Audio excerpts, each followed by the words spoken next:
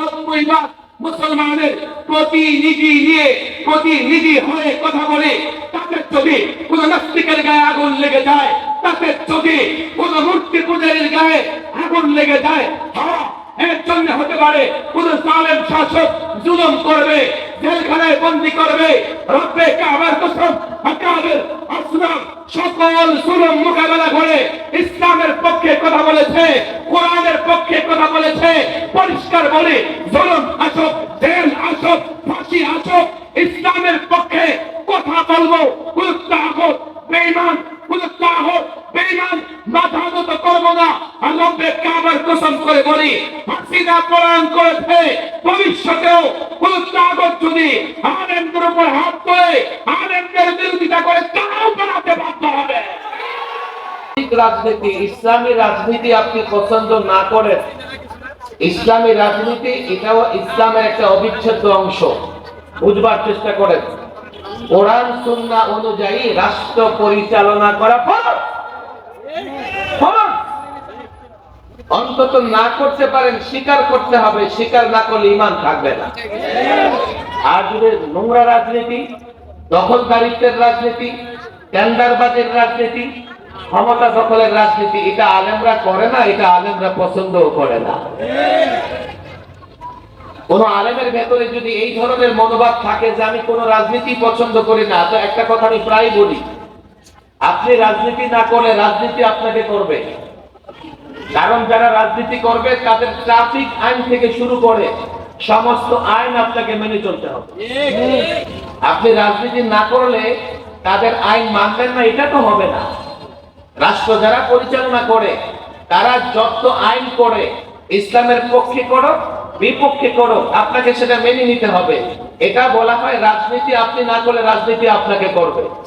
আর যদি আপনি রাজনীতি করেন, ঈমানটা এই জন্যই হেফাজত রাখতে পারবেন যে আপনি একটা সময় সেটাকে পরিবর্তন করতে চান, যেটা ইসলামের বিরুদ্ধে যায়, যেটা কোরআনের বিরুদ্ধে যায়। কিছু সাধারণ মানুষ আছে, সাধারণ মুসল্লি আছে, ইক্তেদা তো করে ইমামের পিছনে, শুধু নামাজের ইক্তেদা ইমামের পিছনে করে, কিন্তু রাজনৈতিক ইক্তেদা, রাষ্ট্র পরিচালনায় তারা ইমাম কিংবা আলেমকে দেখতে চায় না। আছে না নাই? বিগত 16 বছরে কি হয়েছে রাষ্ট্রের ভালো করে বুঝবেন। ইসলাম যেমনি ভাবে নামাজ রোজার কথা বলেছে, ইসলাম অর্থ ব্যবস্থার কথা বলেছে, হালাল খাবারের কথা বলেছে, ইসলাম বিচার ব্যবস্থার কথা বলেছে। কোরআন সুন্নাহ অনুযায়ী বিচার ব্যবস্থা পরিচালনা করা লাগবে, কোরআন সুন্নাহ অনুযায়ী অর্থ ব্যবস্থা পরিচালনা করা লাগবে। এগুলো ইসলামের নির্দেশ। নামাজ অত্যন্ত গুরুত্বপূর্ণ ইবাদত, কিন্তু এগুলো গুরুত্বপূর্ণ। অর্থ ব্যবস্থা, ইসলাম যদি অর্থ ব্যবস্থা না দিত, আপনি হালাল হারামের মধ্যে পার্থক্য করতে পারতেন না। ইসলাম যদি বিচার ব্যবস্থা না দিত, তো আপনি পশ্চিমা তাগুতের বিচারের আদালতে গিয়া আপনাকে বিচার চেয়ে আপনার চেহারা কালো হতো। আমি আজকে সেই আলোচনায় যাব না। আলেমরা এখানে আছে, ওমান লাম ইয়াহকুম বিমা আনজালাল্লাহ ফাউলাইকা হুমুল কাফিরুন ফালা ওয়ারাব্বিক লা ইউমিনুন হাত্তা ইউহাক্কিমুকা ফীমা শাজারা বাইনাহুম। হে রাসূল, আপনাকে বিচারক না মানলে কেউ মুমিন হতে পারবে না। আল্লাহর বিধান অনুযায়ী ফয়সালা না করলে সে মুমিন থাকতে পারবে না। অর্থ ব্যবস্থা, ওয়াদারু মা বাকিয়া মিনার রিবা, ছাড়ো সুদ। ফাইন লাম তাফআলু ফাআযানু বিহারবিন মিনাল্লাহি ওয়া রাসূলিহি। সুদ ছাড়বে না, আল্লাহ আল্লাহর রাসূলের পক্ষ থেকে যুদ্ধের ঘোষণা শুনে নাও। অন্য কোনো ইবাদত এমন নাই যা আপনি করলে আপনার বিরুদ্ধে যুদ্ধের ঘোষণা আছে।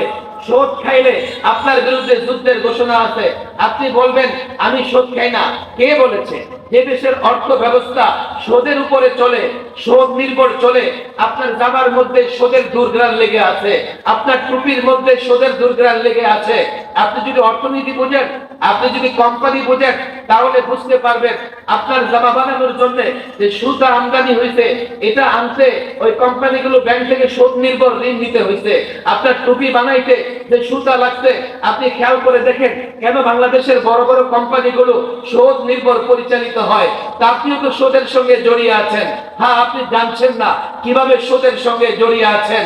দূর থেকে আর কাছে থেকে, অথচ সুদী প্রথার বিরুদ্ধে আল্লাহর পক্ষ থেকে যুদ্ধের ঘোষণা এসছে। আপনি রাষ্ট্রকে ইসলামী অর্থ ব্যবস্থা দিয়ে সাজাবেন, ক্ষমতায় না গেলে কি করে সাজাবেন? এই আদালতে রাসূলুল্লাহর বিচারিক বিধান জারি করবেন, ক্ষমতায় না গেলে কিভাবে জারি করবেন? আপনি বিবাহ শাদী থেকে শুরু করে সব জায়গায় কোরআনের বিধানকে ফলো করবেন, কিভাবে করবেন? আপনার কথা কে শুনবে? আপনার কানুন কে শুনবে? আপনাকে ক্ষমতায় যেতে হবে, আর ক্ষমতায় যেতে হলে রাজনীতি করতে হবে। আর আপনি বলবেন আপনি রাজনীতি করেন না। এখানে রাজনীতি শুনতে আসেন নাই, আপনার ঈমানে সমস্যা আছে। লম্বা বক্তৃতা করার আমার সময় নেই, সেদিকে যাওয়ারও সুযোগ নাই। আমি ওলামাদের বলি, আমার সন্তান, প্রত্যেকটা মুসলমানের সন্তানের ঈমান হেফাজত হবে, ঈমান হেফাজত থাকতে হবে, ঈমানের পাহারাদারি আলেমদের করতে হবে। কথা ঠিক না বেঠিক? আমি জানি না কত সময় বয়ান করতে পারবো। আমি আসার সময় যে মিডিয়াতে সাক্ষাৎকার দিচ্ছিলাম, আমাকে সাংবাদিক প্রশ্ন করে, হুজুর আপনারা কেন জেনারেল শিক্ষার সিলেবাস নিয়ে মাতামাতি করেন? আমরা তো এটা বলি না যে কোন মাদ্রাসার সিলেবাস কি হবে, কি হওয়া চাই, কি না হওয়া চাই। আপনারা কেন স্কুলের সিলেবাস নিয়ে কথা বলেন? এটা তো আপনাদের দরকার নাই, প্রয়োজন নাই। আমি বলি না, এই দায়িত্ব আমাদের জনগণ দিয়েছে। স্কুলের সিলেবাস হোক, আর কিন্ডারগার্টেনের সিলেবাস হোক, মাদ্রাসার সিলেবাস হোক, আর ইউনিভার্সিটির সিলেবাস হোক, এদেশের জনগণ তাদের ঈমানের পাহারাদারি করার দায়িত্ব আমাদেরকে দিয়েছে। কথা ঠিক না বেঠিক? যে কোনো সিলেবাসে ঈমান বিরোধী, ঈমান বিধ্বংসী কোনো কথা থাকবে, এটা আলেমদের দায়িত্ব তার বিরুদ্ধে প্রতিবাদ গড়ে তোলা। কে বলেছে আমরা এটা নিয়ে ভুল পদক্ষেপ নিচ্ছি? আমরা সঠিক জায়গায় আছি।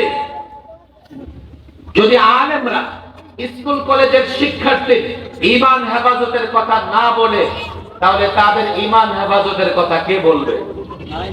কে বলবে? এখন আমি সেই নাস্তিকবাদী শিক্ষা ব্যবস্থা নিয়ে কথা বললে আপনারা বলবেন রাজনীতি করে। তাহলে এই রাজনীতি না করলে আপনার বাচ্চাদের ঈমান কেমনে হেফাজত হবে? আমি তো জানি না কেমনে হেফাজত করবেন। হ্যাঁ, সেকুলারিজমের শিক্ষায় শিক্ষিত কিছু মানুষ আছে যারা মনে করে রাষ্ট্রের সঙ্গে ইসলামের সম্পর্ক নাই, বিদায় রাষ্ট্র যা করবে করুক, ইসলামের পক্ষে থাকুক আর বিপক্ষে থাকুক। আমি পরিষ্কার বলি, এদেশের মানুষ আলেমদের মহব্বত করে, এদেশের মানুষ আলেমদের খেদমত করে, এদেশের মানুষ মসজিদ চালায়, 5 লক্ষ মসজিদ সাধারণ মানুষ চালায়, 20,000 মাদ্রাসা সাধারণ মানুষ চালায়। কেন এই দোকানদাররা মাদ্রাসায় সহযোগিতা করে? কেন ব্যবসায়ীরা মাদ্রাসায় সহযোগিতা করে? চাকরিজীবী মাদ্রাসায় সহযোগিতা করে? রিক্সা চালক সারাদিন রিক্সা চালিয়ে বিকেলে মাদ্রাসায় 10 টাকা দান করে। কেন? দোকানদার মনে করে আমি দোকানদারিতে ব্যস্ত, আমি তো জানি না কি করে আমার ঈমান হেফাজত করব। আলেম তৈরি করতে চাই, আলেম আমার ঈমানের হেফাজত করবে। চাকরিজীবী মনে করে আলেম তৈরি হলে ঈমানের হেফাজত হবে। রিক্সা চালক মনে করে আলেম তৈরি হলে হেফাজত হবে ঈমানের। এই নাস্তিক মুরতাদের দলেরা পরিষ্কার বলি, আমি যখন শিক্ষা সিলেবাস নিয়ে কথা বলি, আমি কোন দলের পক্ষে কথা বলি না, আমি কোন গোষ্ঠীর পক্ষে কথা বলি না, আমি 90% মুসলমানের পক্ষে কথা বলি। 90% মুসলমান চায় তার সন্তানের ঈমান হেফাজত হবে। এজন্যই আমাকে দেখলে সালাম দেয়, এজন্যই আমার মাদ্রাসায় দান করে। আমি 90% মুসলমানের প্রতিনিধি হয়ে কথা বলি।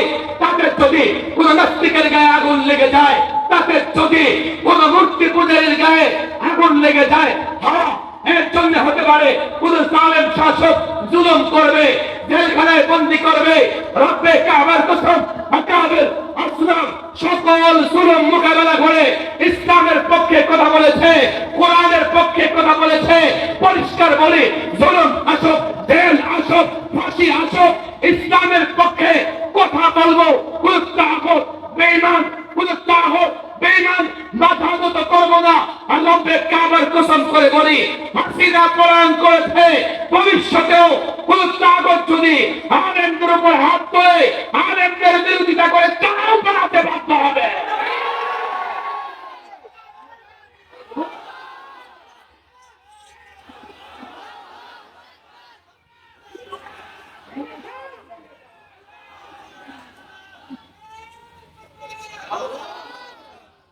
যার কথা দেশের একটা মুসলমানও চায় না। তার ছেলে স্কুলে পড়ে বানরের বাচ্চা হোক চায়, দেশের একজন মুসলমানও চায় না তার ছেলে স্কুলে পড়ে নাস্তিকের বাচ্চা হোক, দেশের একটা মুসলমানও চায় না তার ছেলে স্কুলে পড়ে নারী পুরুষ একাকার হয়ে যাক, সকালে নারী বিকেলে পুরুষ, সকালে পুরুষ বিকেলে নারী, এটা কোনো মুসলমান চায় না। এটা ইমামদের আলেমদের গর্ব, ভয় পাবেন না। দেশের মানুষকে সঙ্গে রাখুন, পরিবর্তন করেছেন, রাষ্ট্রে পরিবর্তন হয়েছে, এখন রাষ্ট্রটাকে পাহারাদারি করেন, যাতে করে ফ্যাসিস্ট হাসিনা আমলের কোন নাস্তিক, কোন পত্তলিক, কোন মূর্তি পূজারী চুপে চাপে বসে আবারও ইমান ধ্বংসের ষড়যন্ত্র না করতে পারে। উপদেষ্টাদের উপর আমরা চাপ প্রয়োগ করেছি, এসব কমিটি বাতিল করো, আলেমদের অন্তর্ভুক্ত করো। তোমরা সংস্কার করতে পারো আর না পারো, এই স্কুল কলেজের সিলেবাস অন্তত আগে যেমন ছিল সেখানে নিয়ে যাও। এর ব্যতিক্রম আমরা মানবো না, মানতে পারবো না। এর ব্যতিক্রম আমরা হতেও যাব না। এর ব্যতিক্রম ওলামায়ে কেরাম হতে দেবে না, দেবে না, দেবে না। এগুলো রাজনীতি নয়। এদিক থেকে বাধা আসবে, যেদিক থেকে ইসলাম ধ্বংসের ষড়যন্ত্র হবে, ওলামায়ে কেরাম সেদিক থেকেই তার মোকাবেলা করবে। সেটা যদি রাজনৈতিক শক্তি ইসলাম ধ্বংসের ষড়যন্ত্র করে, আলেমরা তার মোকাবেলা করবে। সামাজিক শক্তি ইসলাম ধ্বংসের ষড়যন্ত্র করে, আলেমরা তার মোকাবেলা করবে। এনজিও গোষ্ঠী ইসলাম ধ্বংসের ষড়যন্ত্র করলে আলেমরা তার মোকাবেলা করবে। এটা রাজনীতি নয়। ইসলামকে টিকিয়ে রাখবার জন্য আলেমরা যেদিকে যেখানে যার বিরুদ্ধে মোকাবেলার প্রয়োজন হয় তাই করবে ইনশাআল্লাহ। সর্বশেষ কথা, প্রতিবেশী দেশে আবার রাসূলুল্লাহকে নিয়ে কটূক্তি হয়েছে। কেন তারা কটূক্তি করে এটা আমরা ভালোই জানি। আমাদেরও জানতে হবে কটূক্তি হবে হলে রাসূলুল্লাহকে নিয়ে আমাদের করণীয় কি। তারা কটূক্তি করে আপনার ঈমানটাকে মাপতে চায়, আছে না নাই? বলে কেন? তারা জানে যতদিন মুসলমানদের সিনায় ঈমান থাকে তাদের বিরুদ্ধে লড়াই করে টিকা যাবে না। আর ঈমান হচ্ছে রাসূলুল্লাহর উপরে, আল্লাহর উপরে। তারা রাসূলুল্লাহকে নিয়ে কটূক্তি করে এটা বুঝতে চায় যে ঈমান থাকলে জাগ্রত হবে, আর ঈমান না থাকলে তো জাগ্রত হবে না। যদি জাগ্রত না হয় চূড়ান্ত আক্রমণ করে দেশ, দেশের মাটি, দেশের জনগণ, নারী পুরুষের সবার ইজ্জত দুলুণ্ঠিত করবে। নারী পুরুষের উপর তারা পাশবিক নির্যাতন চালাবে। বিদায় রাসূলুল্লাহর মহব্বত দেশ হেফাজতের অন্যতম একটা মাধ্যম। যারা এটা বুঝে না তারা ব্যক্তি পূজারী, স্বার্থ পূজারী। রাসূলুল্লাহকে আমরা মহব্বত করি বিদায় তাদের ভয়। মহব্বত করে ঈমান থাকবে, আর ঈমানি শক্তি কোনোদিন পরাজিত হয় না। সর্বশেষ প্রমাণ হচ্ছে আফগানিস্তান। 20 বছর নেটো বাহিনী বোমা বর্ষণ করেছে, কত রকমের বোমা। চূড়ান্ত প্রতিরোধ যখন তালেবানরা শুরু করেছিল তো লুঙ্গি গামছা নিয়ে পালাবার সুযোগ পায় নাই। তারা জানে মুসলমানদের পরাজিত করা যাবে না। এই জন্যই মুসলমানদের অন্তর থেকে রসুলের মহব্বত, আল্লাহ তাবারক ওয়া তাআলার একত্ববাদ মিটানোর জন্য তারা হাজারো কোটি টাকার ষড়যন্ত্র করতেছে। আমাদের করণীয় কি? আর চাই হোক, যখন ইসলাম আক্রান্ত হবে, যখন আল্লাহর রাসূল আক্রান্ত হবে, আহলে বাইত আক্রান্ত হবে, উম্মাহাতুল মুমিনিন আক্রান্ত হবে, নিজ নিজ জায়গা থেকে এতটা প্রতিবাদ গড়ে তুলতে হবে কাফের বেঈমানরা যাতে বুঝতে পারে মুসলমানদের ঈমানও আছে, তারাও আছে। যদি এই মুসলমানদের বিরুদ্ধে কোনো পদক্ষেপ নেওয়া হয়, মুসলিম রাষ্ট্রের বিরুদ্ধে কোনো পদক্ষেপ নেওয়া হয়, তাহলে তারা কোন কাফের শক্তিকে ছেড়ে কথা বলবে না। আমি পরিষ্কার বলি, আলেমদের বলি, পরিষ্কার বলি কথাগুলো। পৃথিবীর যে কোনো কোণা থেকে, যে কোনো প্রান্ত থেকে, চাই ফ্রান্স হোক, ডেনমার্ক হোক, দিল্লি হোক, আমেরিকা হোক, আল্লাহর রাসূল, আহলে বাইত, উম্মাহাতুল মুমিনিন, সাহাবায়ে কেরাম, আল কোরআনকে নিয়ে কটূক্তি করা হবে, আল কোরআনকে নিয়ে অবমাননাকর বক্তব্য রাখা হবে, আমি জানতে চাইবো না সেই শক্তি কত বড় শক্তি, আমি দেখতে চাইবো না সেই শক্তির পেছনে কে আছে, কেন। এগুলোর মহব্বত আমার অস্তিত্বের জন্য অত্যন্ত প্রয়োজন। সুতরাং এগুলোর উপরে যে প্রান্ত থেকে, যে কোণা থেকে যারাই আক্রমণ করবে, আমি রাস্তায় নেমে প্রতিবাদ করব।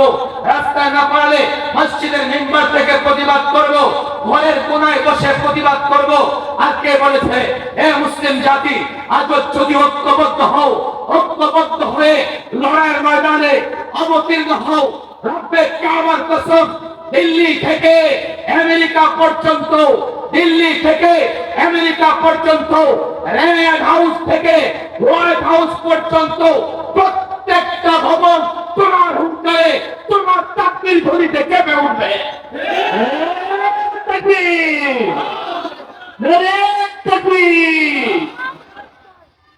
মুসলমান ঐক্যবদ্ধ থাকো, নিজ নিজ জায়গা থেকে প্রতিবাদী হও। আমি টাঙ্গাইল ওলামাদেরকে বলবো, লাখো জনতা নিয়ে রসুল প্রেমের মিছিল বের করবে। মিছিলের এক পাতা সাবার আর একটা ধামায় থাকা চাই। এই জাতিকে রাসূলুল্লাহর প্রেমে জাগ্রত করে, এই রাসূলুল্লাহ সাল্লাল্লাহু আলাইহি সাল্লামের প্রেমে যদি এই জাতিকে জাগ্রত না করতে পারে, কোন দল কোন ব্যক্তির প্রেমে জাতিকে জাগ্রত করতে পারবেন না, নিজেদের দেশ কোনটাই হেফাজত করতে পারবেন না।